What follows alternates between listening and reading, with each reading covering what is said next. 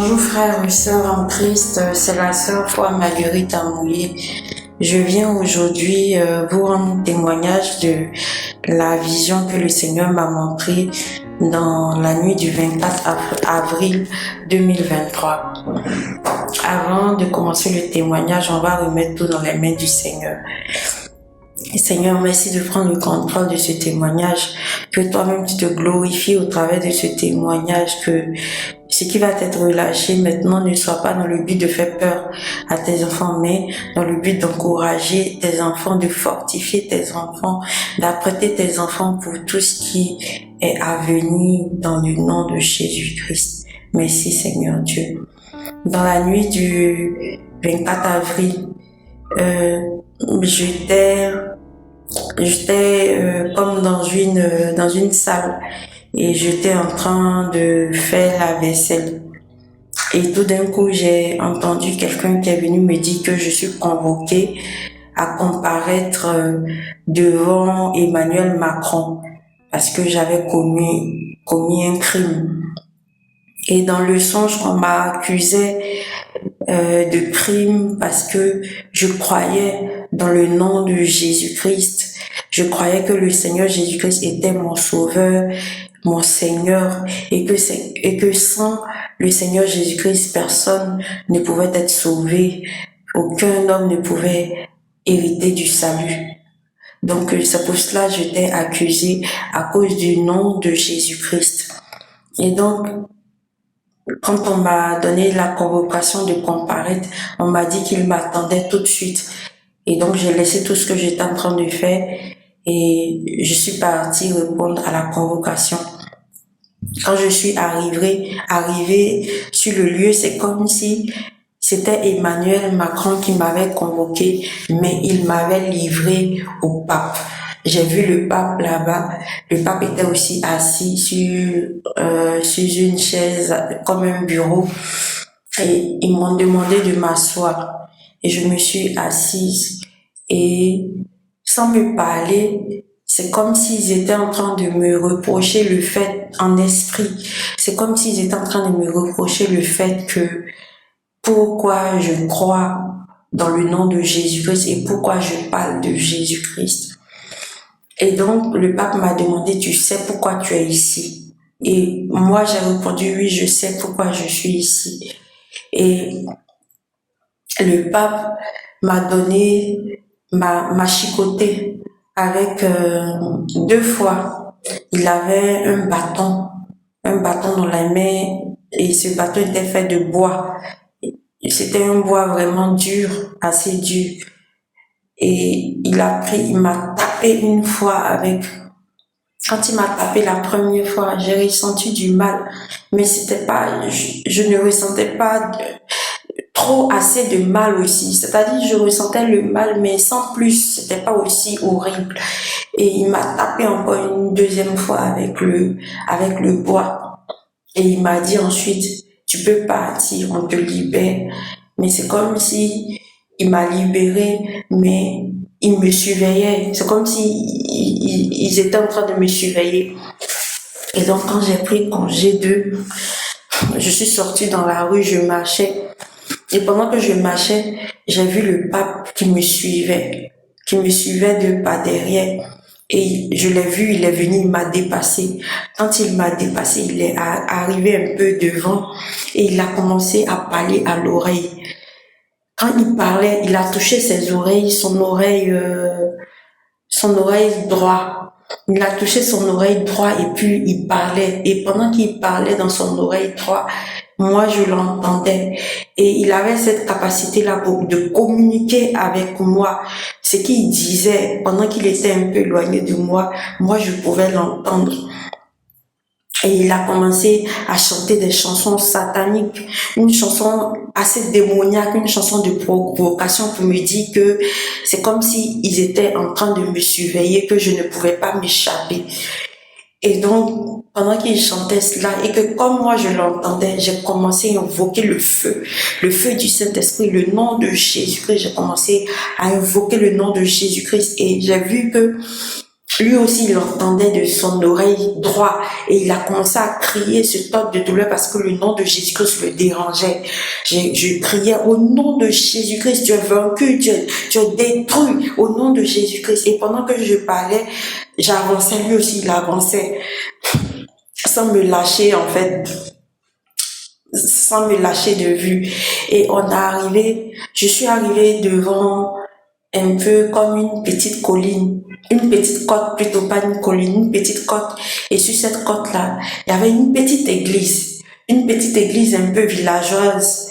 Ça a été juste fait avec quelques briques.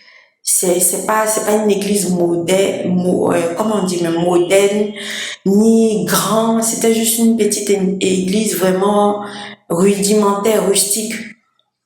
Et donc, j'ai vu devant l'église là un petit nombre de personnes, de chrétiens, mais qui ne savaient même pas qu'est-ce qui se passait en fait. Eux-mêmes, ils étaient dérangés.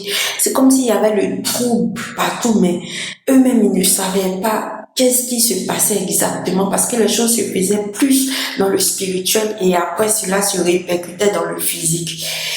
Et pendant que le pape était devant moi, tout d'un coup, j'ai vu le pape, il s'est transformé en une femme. Le pape s'est transformé en une femme un peu comme une femme, une déesse, un truc comme ça, il s'est transformé comme ça.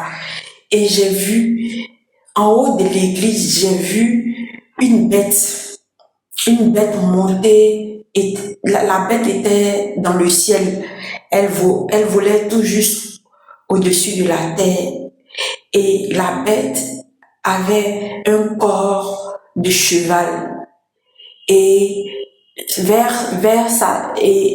son torse, vers sa tête plutôt, c'était la tête d'un homme.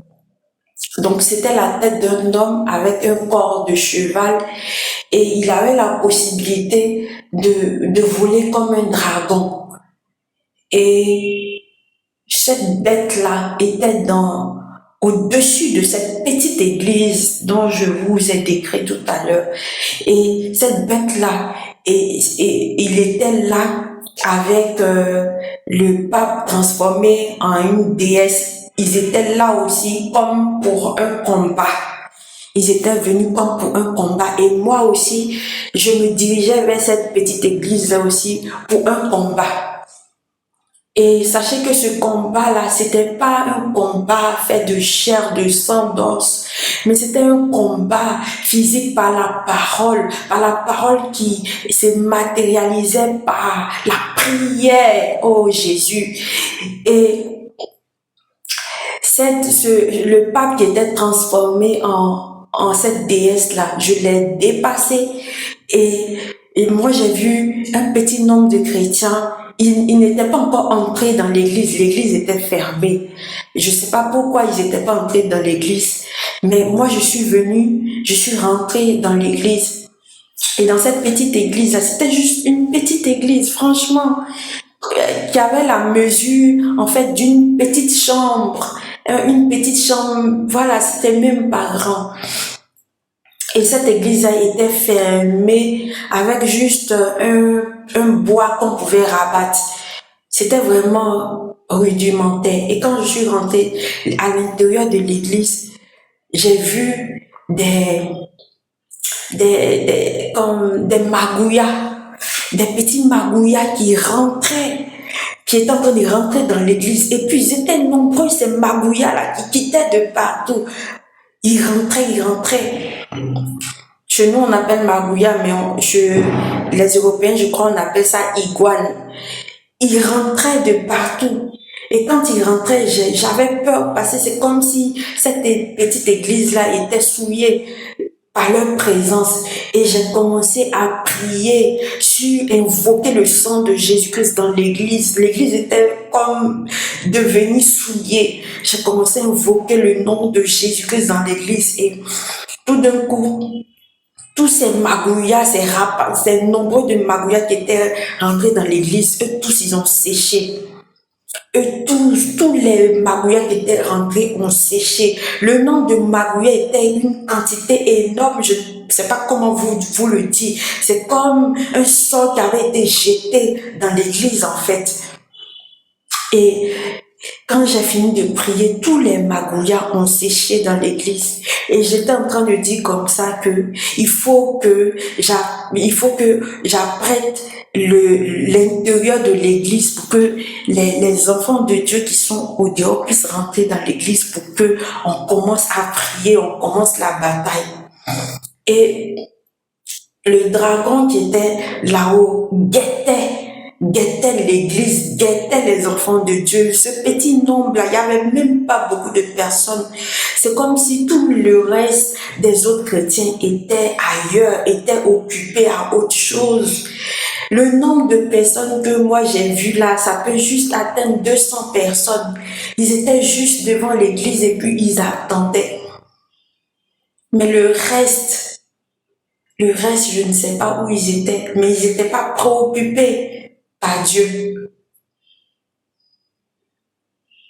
Et c'est comme ça, en pensant, j'étais en train de penser dans le songe.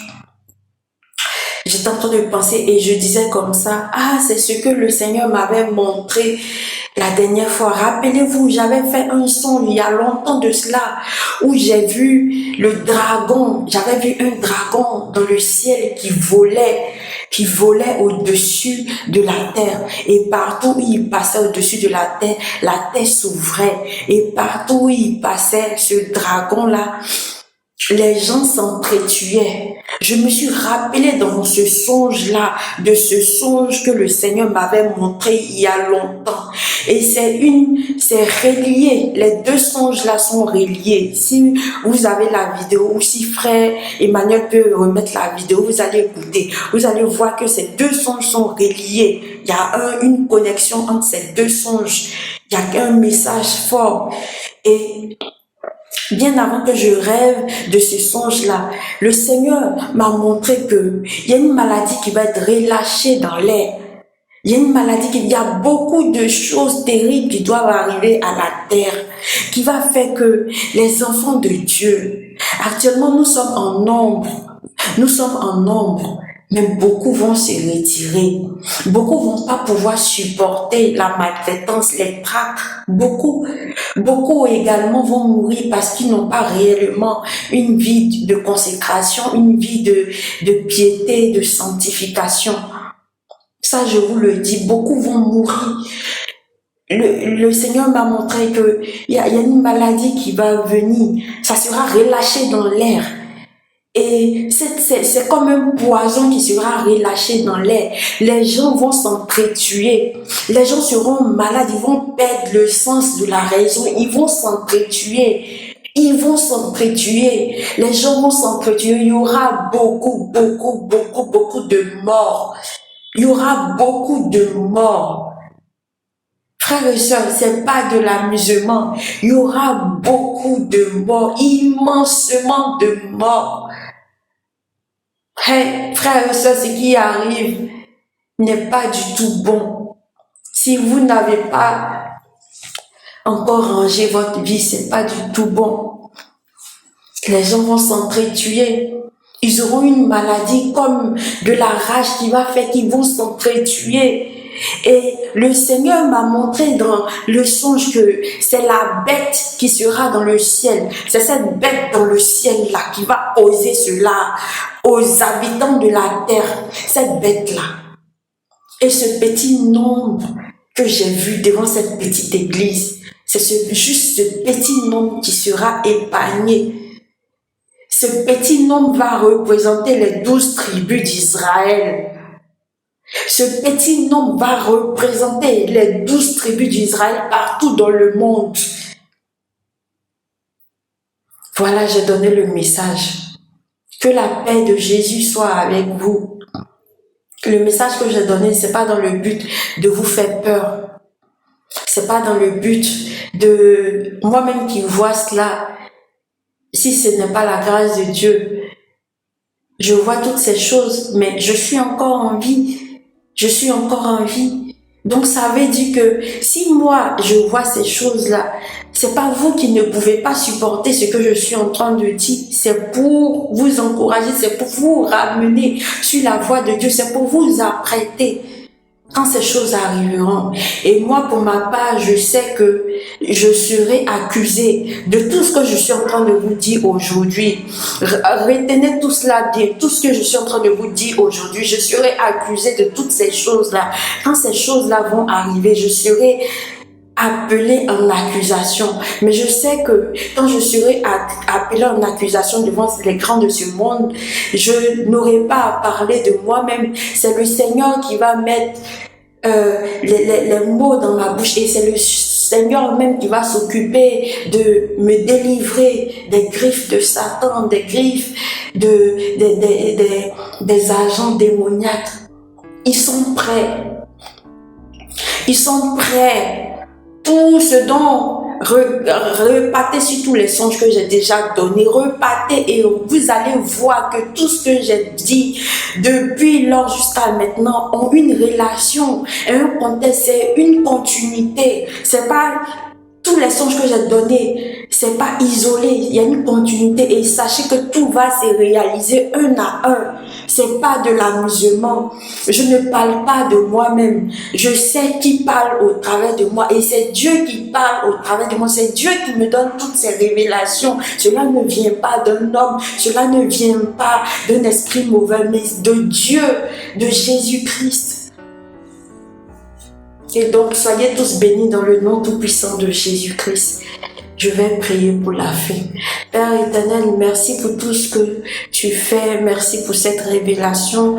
Daigne à ce que, Père éternel, tu puisses éclairer ton peuple, Seigneur, face à ces mystères que tu me montres, face à ces mystères que tu nous donnes, Seigneur, au nom de Jésus. Que ces mystères soient décryptés afin que, Seigneur, ton Église soit prête pour le combat, soit prête, soit affermie, n'aie point peur, Seigneur Dieu, de tout ce qui va arriver. Quand on va nous convoquer devant les tribunaux, que nous n'ayons rien à répondre, mais que ce soit toi, Saint-Esprit de Dieu, qui parle au travers de nous, que tu puisses nous fortifier, que tu puisses nous éclairer de ta lumière, et que, Seigneur, je dis que nous te restons fidèles jusqu'au dernier jour, jusqu'à la dernière minute, dans le nom tout-puissant de Jésus-Christ, je t'ai prié. Amen. Frères et sœurs, soyez tous bénis dans le nom tout-puissant de Jésus-Christ. Amen.